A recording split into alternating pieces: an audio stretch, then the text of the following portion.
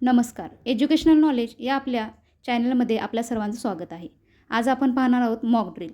भारत-पाक दरम्यान वाढत्या तणावादरम्यान उद्भवणाऱ्या धोक्यांमुळे केंद्र सरकारने अनेक राज्यांना 7 मे रोजी मॉक ड्रिल आयोजित करण्याच्या सूचना दिल्या आहेत. हा सराव 244 निवडक जिल्ह्यांमध्ये होईल.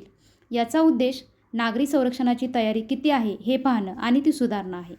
केंद्र सरकारच्या सूचनेनुसार सार्वजनिक ठिकाणी, शाळा, रेल्वे स्टेशन, बस आणि गर्दीच्या भागात मॉक ड्रिल किंवा अभ्यास ड्रिल करण्यात येईल.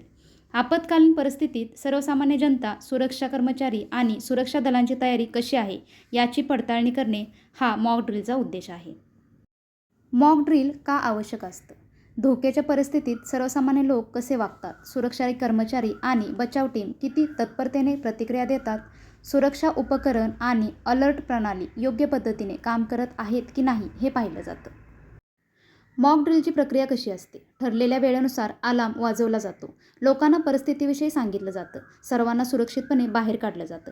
फायर ब्रिगेड, NDRF, पोलीस आणि मेडिकल टीम घटनास्थळी पोहोचतात. सर्व प्रक्रियेचे मूल्यांकन केलं जातं. या सर्व गोष्टीला किती वेळ लागला, काय कमतरता होती आणि कशात सुधारणेला वाव आहे हे पाहिलं जातं.